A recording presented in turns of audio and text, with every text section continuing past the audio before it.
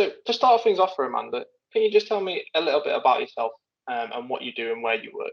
My name's Amanda. I'm 47 years old. My hobbies include hiking, going to the gym, yoga, stand-up paddleboarding, and I'm also learning to play the drums and learn Italian, a foreign language. I'm the training coordinator for the Herefordshire and Worcestershire Chamber of Commerce, and I've been here approximately about 2 years. As a sort of training coordinator, then what does your role involve, and what do you sort of do on a day-to-day basis? As the training coordinator for the Herefordshire and Worcestershire Chamber, I'm responsible for coordinating all the business training here, and basically that is serving the two counties, Herefordshire and Worcestershire. That involves booking people onto courses, also getting all the prep ready in preparation for the course being delivered, and the course may be virtual or face-to-face training, and then also just following up after that with feedback forms and certificates, and just to make sure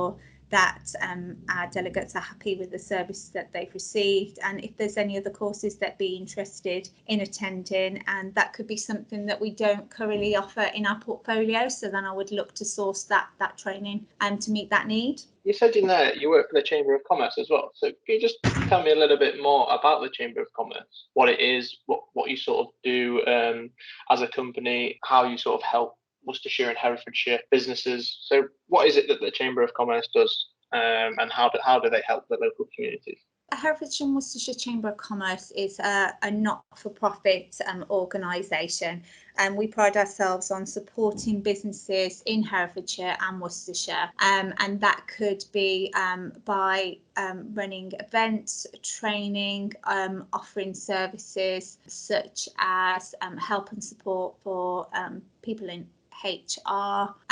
We also help, we have policy events, so we're also at the forefront of pushing through any sort of local concerns that businesses may have, all the way to the government and Parliament. So we have people that will attend events there to get the local people's voices heard on a national level.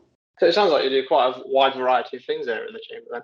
So can you take it back to the start then, Amanda? And can you talk me through sort of your journey to where you are now? So if you take us back to GCSE, and then can you take us through sort of what you did after GCSE, whether you went on to university or an apprenticeship, and how your route sort of formed into employment with the Chamber? I took my GCSEs in 1990, and I would have to say that I'm not really what you'd call an academic person. I always enjoyed sport and art at school, and I think that I wasn't really that interested in other subjects, so I never really had anybody pushing me at school to sort of encourage me to be more focused on sort of the other subjects such as maths, English and science. So I only left school with 2 GCSEs, equivalent to sort of grade C and above, and I didn't really know what I wanted to do when I left school. I just knew that I probably wanted to do something creative, so I attended the Worcester College of Technology, and I had to start with the first diploma, so that sort of put me a year behind everybody else, because I needed to have an equivalent to those 4 GCSEs required to gain access to the general art and design course. So I was at the Worcester Tech for 3 years, and I left there with a distinction, and decided to continue my studies in Bournemouth and Poole, where I went to the art college there to study costume design for the screen and stage. So that was a great course, and there's lots of practical work experience elements to that. I got to work with the Bournemouth Film School, and also on a project with P&O Cruise Line in Southampton, where we had to design costumes for their light entertainment production.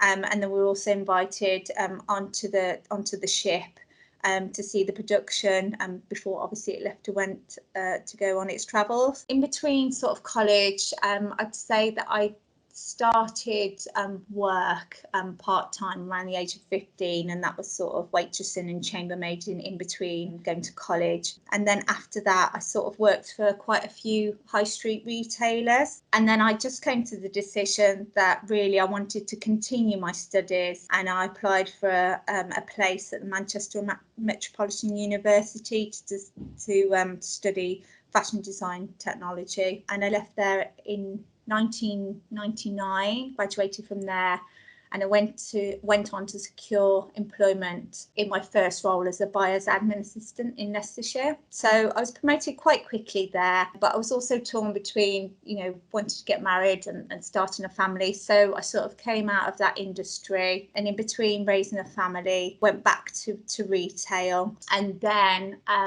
obviously it is a little bit of a juggling act when you've got young children and wanting to develop your career. So I did get a place at Birmingham where I was employed as a product development. I've worked in product development, and I sort of left that just because of the demands of family life, really. So when the children were a little bit older, I went back into full-time work in customer service, and then I moved into meetings and events in the hospitality industry, and then I moved to the Herefordshire and Worcestershire Chamber of Commerce, and I started off as an events and training assistant, and just over 12 months then became the training coordinator, which brings us up to present day. So it sounds like you've had quite a fascinating career journey then, with lots of sort of twists and turns and lots of different places of work, etc. I think sort of the key thing I picked out of there was that you moved away sort of to Bournemouth and Poole, and then to Manchester as well. So how did you find those experiences, sort of moving away from home? I suppose it'll be a big thing for some people who are sort of choosing to go to university, whether they're choosing to stay at home or stay local, go to a local university, or move away. So how did you find that experience? I guess I found it really quite easy. When I was looking to apply to Bournemouth and Poole, I didn't know at the time anybody else that was applying for a place there. Luckily, there was a few girls from my course that I didn't know. They also were going to Bournemouth and Poole, so they did ask me to join them. There wasn't any halls of residence, so we just rented privately. So that was a big responsibility as well. But I found the whole experience really enjoyable, just developed my confidence as a person to sort of stand on my own 2 feet. And at the end of the day, I knew that if there was any sort of issues, I could, if I wasn't happy there, I could always come back. But I thoroughly enjoyed the experience of moving, out of the local area, living in a different city, being part of a different city, going out and getting to know new people as well. And some of the friends that I've made at university have become lifelong friends. Left that group of high school friends and found people that I've really connected with because we've got the same interests. And even though I don't see them on a day-to-day basis now, that friendship is still really strong. I could not speak to them for months and then just pick up the phone and it's like I saw them or talked to them yesterday. So I think it's really important because you do develop long-lasting friendships when you go to college and uni. University is a lot more than just the academic side of things when you go.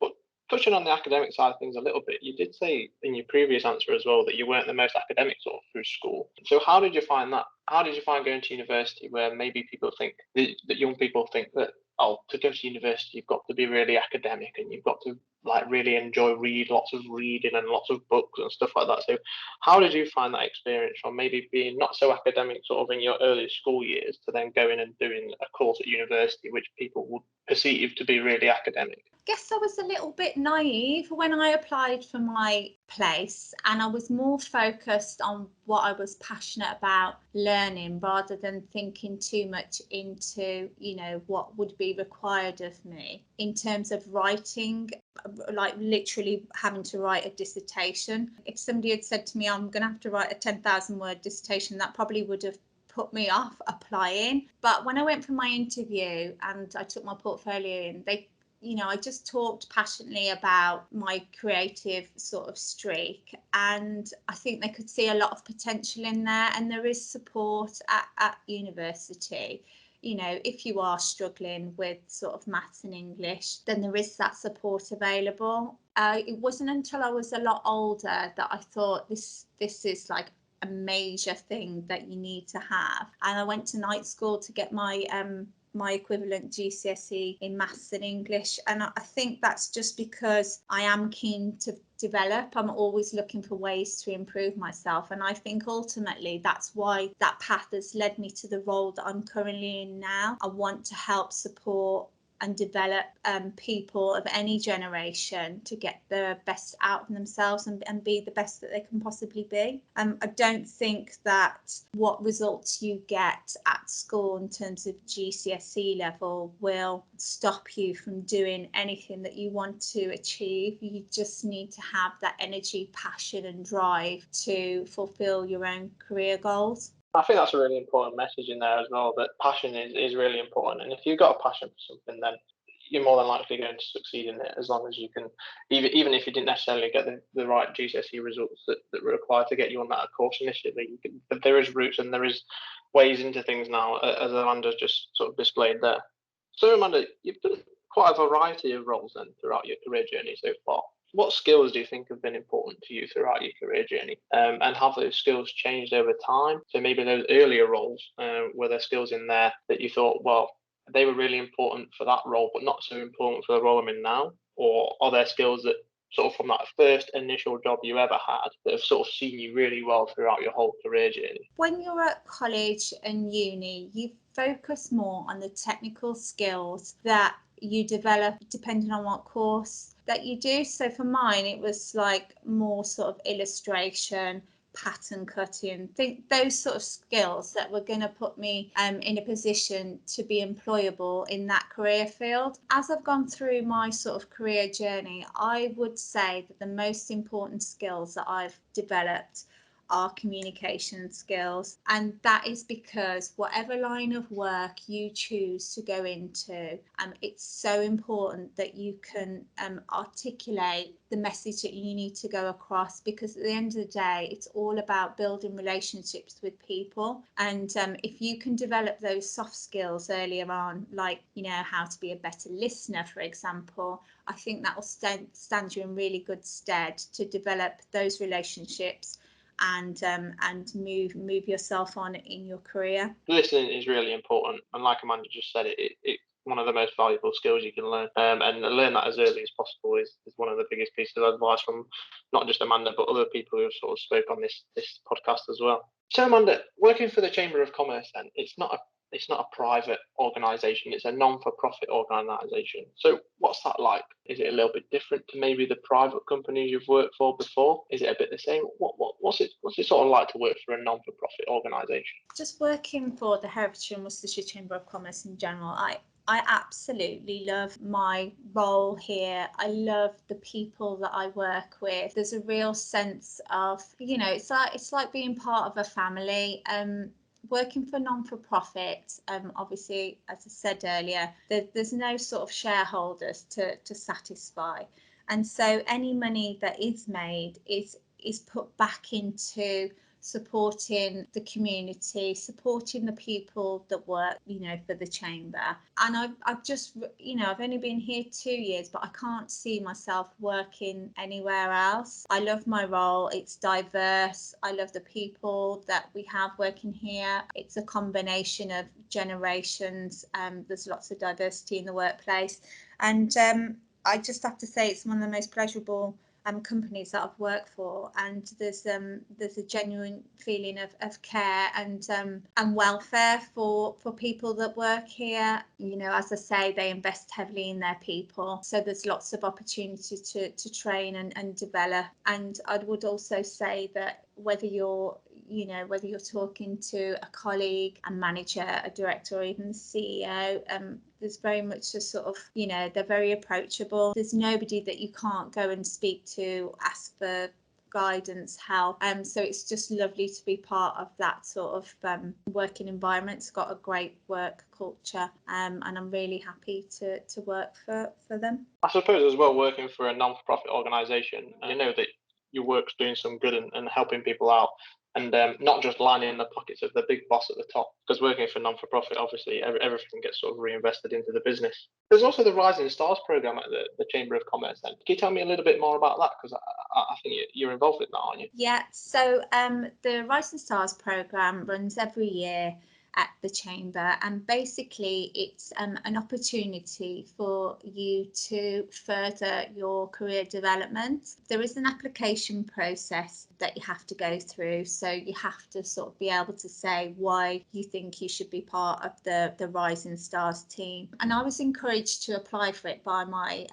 manager, and to be fair, at first I thought, Rising Stars, am I not a little bit old for this? I'm sort of in my 40s and sort of mid-career journey. But there's always room for development, and there's no boundaries here. I mean, we're getting to a stage where we're working, we're living longer. So I thought, yeah, I'm gonna go for it, because the area that I've moved into now, training development, is relatively a new path for me. So I want to try and progress that and see how far I can go. So I made the application, and then I was accepted to go on the Rising Stars programme. So basically we have an individual learning plan, which we work through with the Director of HR, to see where we're at now, what we want to achieve in the future, and we sort of put an action plan together with sort of realistic goals and timeframes of what we can achieve in the year. The second part to it is that they like us to work together as a team, and the Rising Stars programme is approximately 10% of the workforce, so it's quite a small team, and you have a project that you deliver to the managers and directors at the end of your year. This year we had to develop a social impact strategy for the business and then deliver a presentation. So that was a really, I mean, none of us knew anything about social impact. So it's quite a nice project to research. And then hopefully the next year's Rising Stars will be taking that forward to put this into action, so that we have this policy in place within the Chamber. And I just think it's such a fantastic idea. So to be able to hopefully, if I get accepted onto the second year, to be able to carry that through to see it in its completion. Something like the Rising Stars programme as well is something you might not find in a private company, and something that may only happen in those sort of non-for-profit and public sector companies. So they're fantastic schemes, and if you're sort of looking to work in these sectors when you're older, there's certainly something to look out for. Right back at the beginning, Amanda, you mentioned that you've got a lot of hobbies outside of work. How important have your hobbies been to you throughout your career journey to allow you to switch off at the weekends and in the evenings, instead of maybe just, I'm just at home doing nothing, so I'll just get the laptop out and do a little bit more work? How important has it been to have those hobbies throughout your career journey to allow you to switch off? Extremely important, Joe. I would say that once I graduated and I landed my first role, I was so focused on making a good impression, and I'd like skip lunch, work long hours, just because I thought that was what was expected of me. And as I've gone through my career journey, it's not always the most productive way for getting you working through your tasks. I would say that throughout my personal and professional journey, I had suffered with my mental health, and that had a massive knock-on effect on who I was as a person. And I'd sort of worked through that, got back into full-time employment, and I just found that some of the tips and the sort of coaching that I went through has really helped, and part of that has been setting myself a good morning routine. So now I go to the gym before I start work. It burns off all that sort of nervous energy that I have, and stands me in good stead for the day, really. So I just think having a morning routine, making sure that you take your lunch breaks, leaving work on time really helps, settles you and gives you a good work-life balance. And it's work is work, and you fully commit to that. And I feel quite driven to do that in those working hours. And then when I go home, it is definitely switch off and do some enjoyable things like my hobbies. Whether it's walking, obviously I love that because I can just switch off and chat to the people that I'm walking with, or whether it's yoga, or whether it's taking out my frustration on the drums. I just love having my activities that I do, and it's a great way to switch off and then be rejuvenated to start work again on Monday. Like you just said, Amanda, there's so much more to life than just sort of working constantly, like you say, through your lunch break, working extra hours when other people go home, get in there really early before anyone's sort of there, and it's only sustainable for so long. Yeah. So you've got to make sure that you keep enjoying things and you do things outside of work to help you switch off.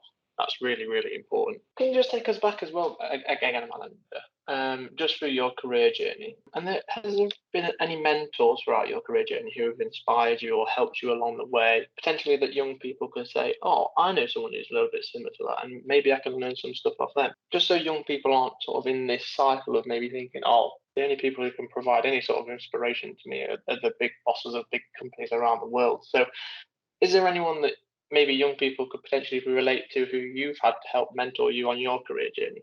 It's a different generation now. When I was at school, there wasn't the sort of focus and drive on what you're going to do with your career. So it wasn't until I went to college that I had that sort of involvement with anybody that could really mentor me. And that was my college tutor. She was the one that really gave me the confidence to believe in myself, because she knew that I wasn't very academic. I didn't think going away to study a HND was really going to be an option for me. I thought it was more for people that were really academic, and she just gave me the confidence to say, you love what you do, you're passionate about what you want to do, and you've just got to believe in yourself. So with that's what made me apply for college. And then I reflected back when I was when I'd left college and I was working in retail, and I thought, you know what, I'm going to apply for university. I'm going to take my portfolio and just be myself, and it worked. And it worked. And I think if you're really passionate and determined and believe in yourself to succeed, you can get anything that you want. Nothing is off limit. You've just got to say yes to yourself instead of saying, no, I can't do it, I'm not good enough. You've just got to believe in yourself and just take the ball by the horns and go for it. Yeah, and all it can take is that one person, that one little bit of inspiration in a 5-10 minute chat that can completely change your outlook and completely change your perception of things. Just to finish things off then for us, Amanda, if you were to sort of have a conversation with your younger self, be a mentor to your younger self, if you like, are there any key bits of advice you would give to her? Maybe after, potentially, if you were a little bit disappointed after those GCSE results that you got, is there any bits of advice you'd give to her to say, look, it's going to be all right, or look, if you're going to do anything, do this? I guess looking back, I wish I'd have had somebody to say, out of any subjects that you take, your maths and English is the most important, and to spend a little bit of extra time instead of wanting to go out and do sport. I know you love sport and I know you love art, but just invest in yourself for the future, and what you want will come. Try and read as much as you possibly can, because that will extend your vocabulary, and that will stand you in good stead then to sort of develop those communication skills. But I would just say, don't panic if you don't get the results that you were expecting or what your parents expected, because there is always an option to either retake further down the line, and that is not going to stop you from doing what you want to do. I think if you can develop your communication skills and just be willing to work hard, maybe you might have to work a little bit extra, a little bit harder, but you can do it. You can put your mind to anything that you want to achieve, and you can do it. So don't let anybody say that you're not good enough or you can't apply for university because you haven't got these grades. Go into your interviews with passion and really sell yourself, and you won't be disappointed. Thank you for joining me. No, thank you for inviting me, Joe. It's I only hope that it helps other young people feel inspired to go out there and fulfill their dreams.